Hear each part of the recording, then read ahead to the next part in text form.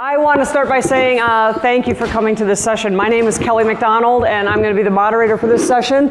And the first thing I would like to do is to thank you for coming to this session because, well, two things. Number one, the fact that you're here tells me something about you. And what it tells me about you is that you're smart, forward-thinking people who are paying attention to what your customers want.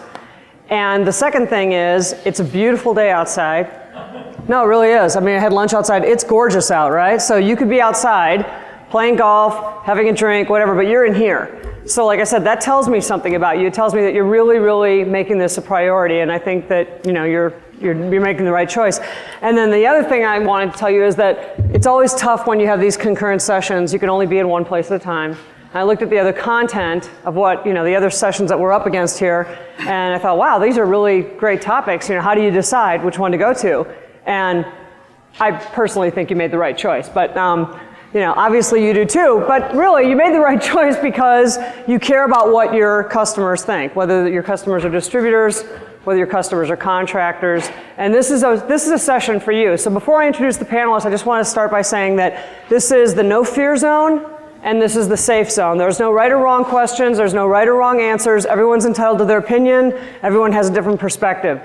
The other thing is, I have some prepared questions in case you're feeling shy, but I would prefer not to use them. I would prefer to make this session about you. You guys came here for a reason. You came here to hear what these panelists have to say. I think the way to get the most out of this session is to ask what's on your hearts, what's on your minds, and they'll do their best to be candid with you and share their experiences. So please feel free to just ask questions. When we've done this in the Eastern region in November, and then when we did it in the session this morning, I never even used my prepared questions. I started by asking the audience, is there anyone who has a question for either our distributors or our contractors?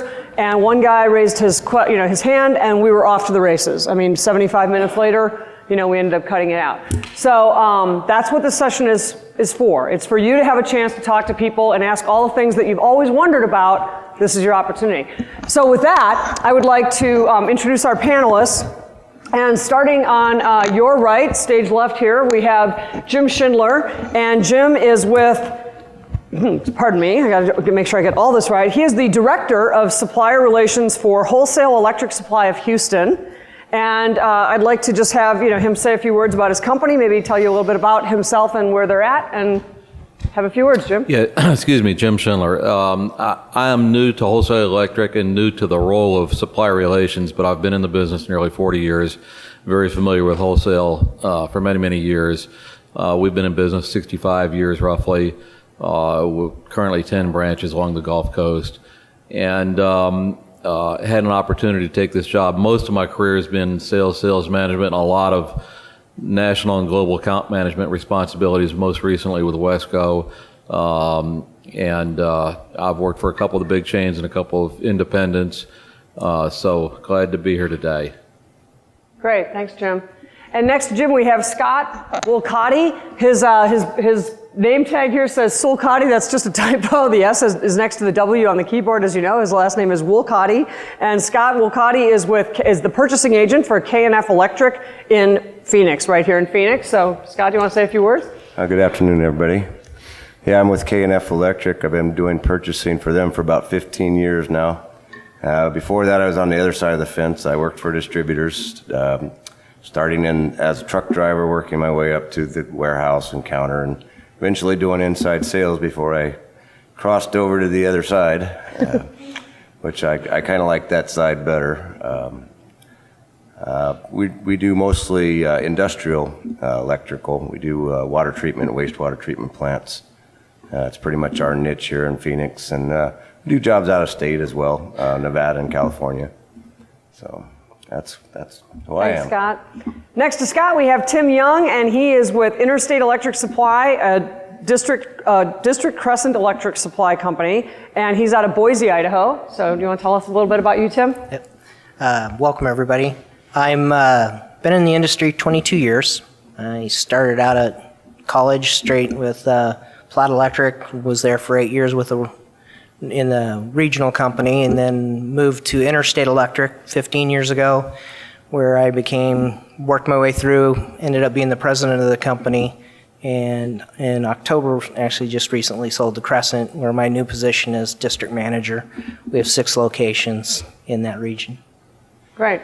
And we also have Michael Duffield, and he is from the Orlando area. I'll let him tell you exactly where. Michael is the owner and service manager and contractor, Greenway Electrical Services. And despite the fact that he's not from the Western region, we worked with him at the Eastern meeting in Orlando, and he did such a great job for us that we wanted to bring him in here. And he has some unique perspectives to share about what the Orlando market is like and what it's like to be doing business in a tough market. So, Michael. Hi. Yeah, we're a small electrical contractor, about a $5 to $6 million EC. Our primary market is industrial.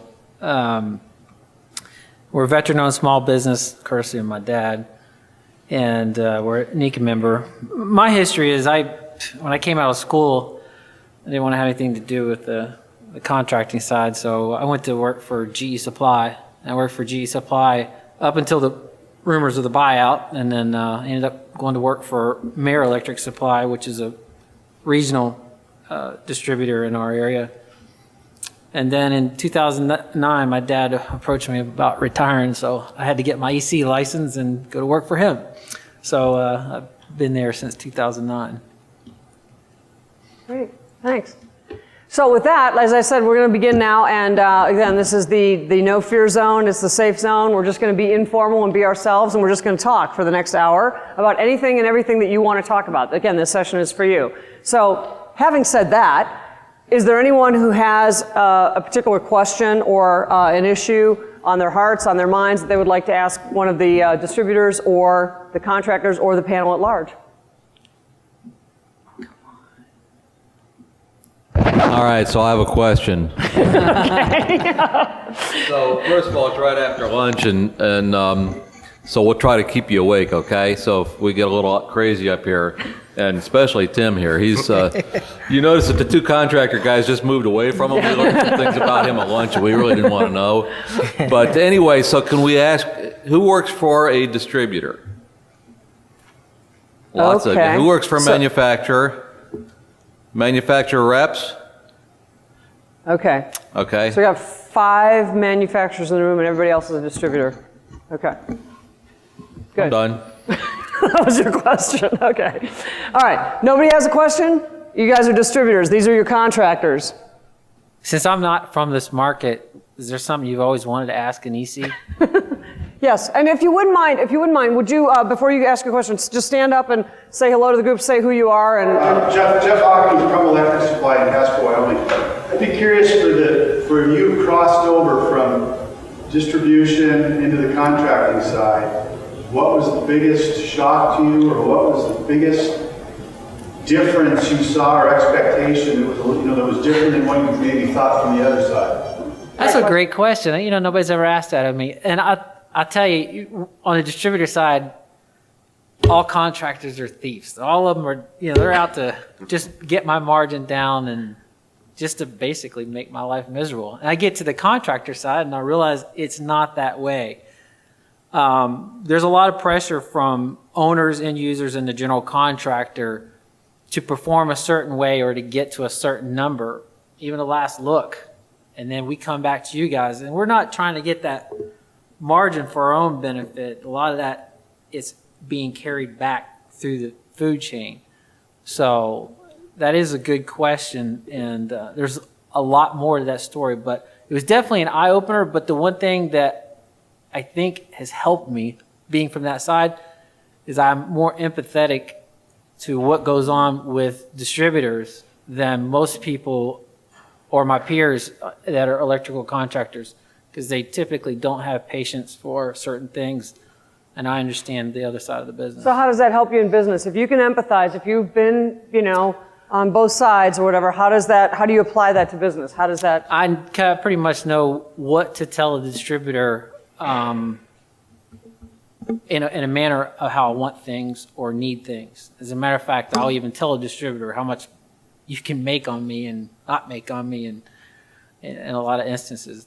I think it's helped with the communication a lot more, because old school contractors, like my dad, for instance, he keeps all of his secrets close to his chest, even from his own kids.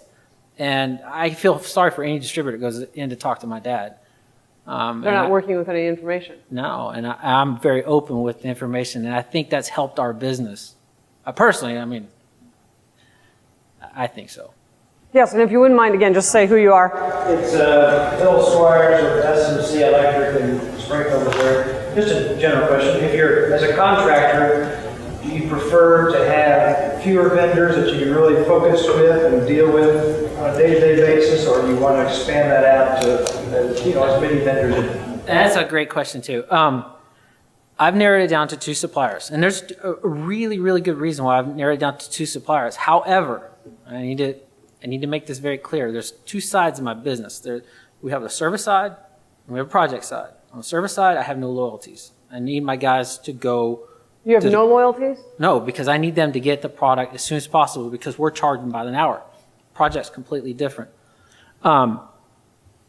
With that being said, the 2 distributors I use, and I'm extremely loyal to them, especially on projects. One of them is a WBE, that is actually Mayor, and they are, the WBE helps us because we need that for bidding purposes. They also have a UL panel shop in-house, so they can build control panels for us, and they also are creative with terms, and some of our maintenance customers don't pay for 90 days.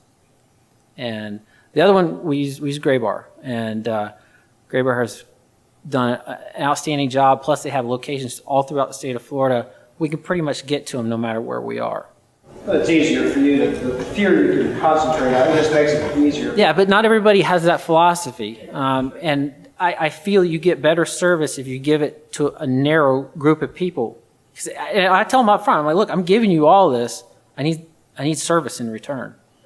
I want Scott to weigh in on this in just a moment, but I just want to play devil's advocate. So if I'm a distributor in this audience and I'm in your town and I'm not getting your business, and I understand philosophically where you're coming from, I get it, but I want to earn your business, or some of it. I want to get my foot in the door. How do I get my foot in the door if you have this philosophy of, I'm just going to go in depth with 2 suppliers? You want Scott to answer, or you want me to answer that? All right. I'm actually interested in both of your perspectives. Because right, I'm sure you have this issue all the time. We right? do. People are knocking on your door all the time. I get tool vendors. I get safety vendors. I get everybody that comes to the door. It's tough. I'll tell them up front. I'm like, look, the guys that are helping me right now have been helping me. I know you want to break in. You're probably a great person. Do me a favor. Give me your information. Touch base with me electronically. You don't need to make me a milk run, but just send me an email every now and again saying, hey, or drop by with a brand new product that you're pretty sure I've never seen before, and make it short. You don't, like Jim had mentioned in our last meeting, don't give me the whole sales pitch. Say, look, this is a brand new blade. It does this. It cuts stainless steel faster than anything else you've ever used. And, the other thing, we talked about this during lunch. Know who I am before you come see me. Do the research. Go online. Figure out who I am. Even check with your credit department. Pull a credit report on me before you come see me. Know my business before you come see me. Okay, so if somebody does all that, Michael, then they knock on your door once every couple of weeks. They make good use of your time. They don't cover you up too many, with too many calls and emails and stuff like that. What's that? I'll give them a chance. You'll give them a chance. What? You'll give them a chance on a project, or you're going to give them a chance when your current supplier screws up? It depends, and it depends on what you're offering. If you have a product that's specific to a project that I have coming up, or to a small project or service call, I'll give you a chance.